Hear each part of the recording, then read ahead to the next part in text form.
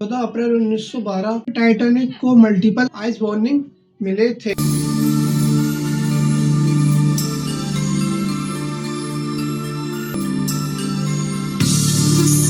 Right side में iceberg है बहुत बड़ा। आर्क ने 10 सेकंड तक शिप को स्क्रैप करता हुआ गया। कंपार्टमेंट्स में पानी घुसना शुरू हो गया था। 4 कंपार्टमेंट में पानी आने से सेफ रहता है। 5वें में टाइटैनिक डूबेगा।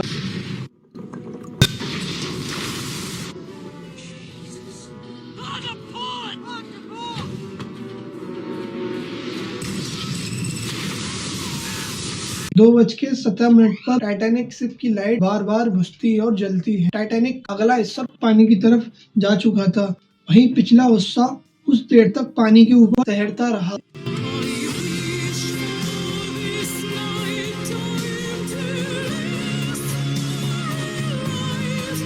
इंसान उस पानी में 15 से 30 मिनट ज्यादा नहीं रह सकता। अराउंड सभी बाकी पैसेंजर पानी में थे। आज के वीडियो में जानेंगे इस टाइटैनिक की पूरी कहानी के ऊपर। हाय गाइस, साल था 1907। बेलफास्ट इरा में एक कंपनी थी white star line. White star line का बॉस था ब्रूस स्मिथ और यहीं से शुरुआत होती है आरएमएस टाइटैनिक की। बेलफास्ट के हालैंड एंड वॉल शिपयार्ड में 3000 से ज्यादा मजदूरों को 3 साल के लिए काम पे लगा दिया था। टाइटैनिक की हाइट थी लगभग 17 मंजिला बिल्डिंग के बराबर। हर रोज 650 टन कल जलाई जाती थी उस शिप को चलाने के लिए। टाइटैनिक का वेट था लगभग 46,000 टन और उसकी लंबाई थी 269 मीटर यानी कि 3 फुटबॉल मैच के बराबर। और अंदर इसके सच में एक फ्लोटिंग पैलेस था। फर्स्ट क्लास में gym, swimming pool, 4 Turkish bar, restaurants, private promenade deck. एक फर्स्ट क्लास की टिकट आज के हिसाब से लगभग 1 करोड़ रुपए अप्रोक्सीमेटली थी। कारपेट इतने मोटे थे कि अगर पैर पे रख दिया जाए तो पैर, ये सब लोग ख्वाब देख रहे थे एक नई दुनिया की। और 31 मार्च 1912 को टाइटैनिक शिप पूरा हुआ। दुनिया की सबसे बड़ी और सबसे लग्जरी शिप। मीडिया ने इसे अनसिंकेबल कहा, यानी कि कभी न डूबने वाला जहाज। ये एक टाइटल था जिस पर बहुत सारे लोगों की जान डिपेंड पर थी। 10 अप्रैल 1912 को साउथहैम्पटन इंग्लैंड में पूरा शहर जमा हुआ था। 2224 लोग टाइटैनिक पर सवार हुए थे, पैसेंजर और क्रू मिला के। उनमें से कुछ नेम हिस्ट्री में दर्ज है। जॉन जाकोब एस्टर आईबी, अमेरिका के सबसे अमीर आदमियों में से एक। कैप्टन एडवर्ड स्मिथ, एक एक्सपीरियंस कैप्टन जो ये रिटायर होने से पहले अपना लास्ट वोयेज कर रही थी। और फिर थे हजारों नाम जिन्हें लोग नहीं जानते थे। इरीस, स्वीडिश, लेवांस, जिनका सपना था कि अमेरिका में जाना, और सबने हॉर्न बजाया और निकल गए थे अपनी नए सफर की तरफ।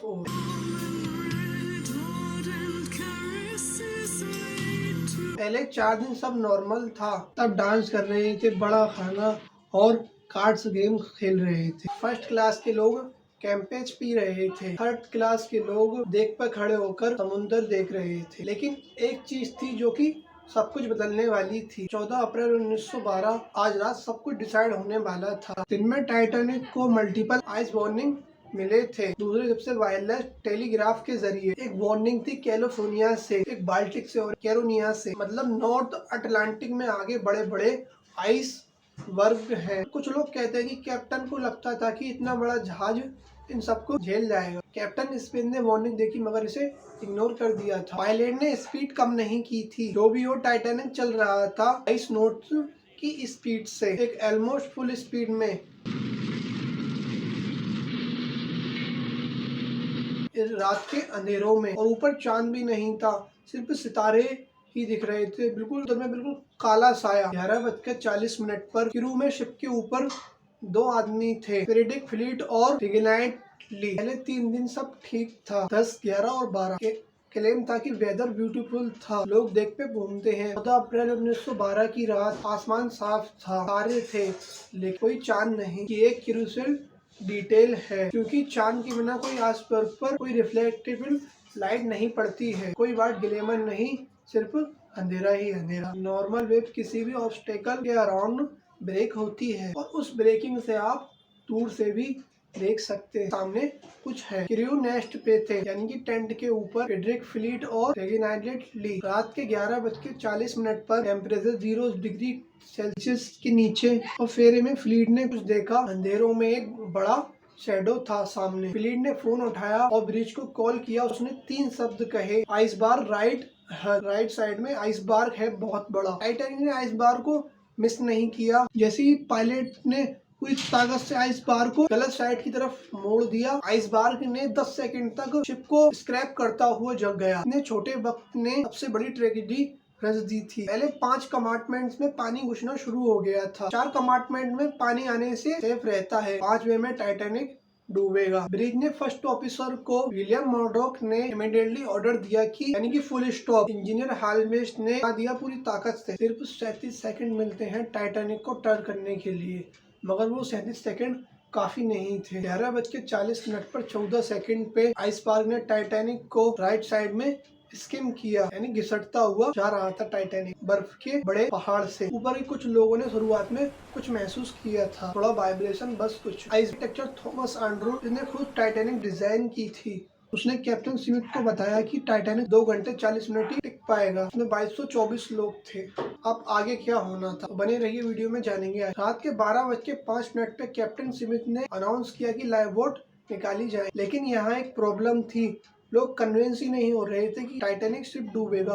उनको लग रहा था कि इतना बड़ा जहाज कैसे डूब सकता है। 2:17 पर टाइटैनिक शिप की लाइट बार बार बुझती और जलती है, बिल्कुल एक काला सन्नाटा होता है। पहली लाइफ बोट में कैपेसिटी थी 65 लोगों की, जिसमें से सिर्फ 28 लोग ही उसमें गए थे। तो तब वही प्रोटोकॉल आया, वुमेन एंड चिल्ड्रन का। फैमिलीज बिछड़ गई थी।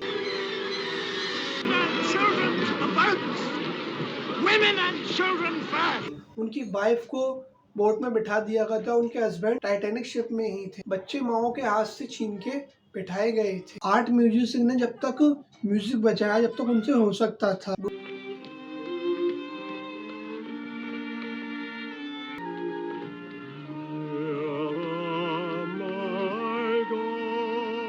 डूबते हुए शिप पे 2:17 पर टाइटैनिक का वो अगला हिस्सा पानी की तरफ जा चुका था।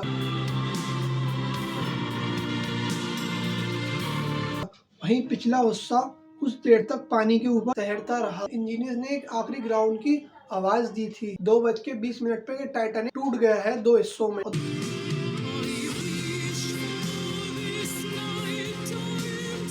अटलांटिक ने अपनी बाहें खोली और पूरी टाइटैनिक को अपने अंदर समा लिया था। लाइफ बोट्स में बैठे थे, उन्होंने आवाजें सुनी थी, उन लोगों की जिंदगी की आवाजें। सिर्फ 20 मिनट में ही वो आवाजें खामोश हो गई। 0 डिग्री का पानी हाइपोथर्मिया बन गया था। 15 से 17 लोगों की डेथ हुई थी। पानी का टेम्परेचर था -2 डिग्री सेल्सियस। इंसान उस पानी में 15 से 30 मिनट ज्यादा नहीं रह सकता। अराउंड सभी बाकी पैसेंजर पानी में थे। आसपास लाइफ बोट थी, काफी खाली जगह के साथ, लेकिन वापस जाने की हिम्मत बहुत कम थी। लोगों में डर था उनकी बोट डूबेंगी के पास जाने से। लाइफ बोट 14 वापस आई, जिसमें से 13 लोग ही जान बची थी उनकी। बाकी आवाजें धीरे धीरे खामोश हो गई थी। रूल के हिसाब से वो ज्यादा लाइफ बोट रख सकते थे, लेकिन व्हाइट स्टार लाइन ने और वो उन्होंने पूरी कैपेसिटी से पूरा नहीं किया। 4:10 पर RMS कार्पिया की एक और शिप पहुंची थी, जिन्हें 710 सर्वाइवर को रेस्क्यू कर लिया था और उनकी जान बच गई थी जो बोट में आए थे।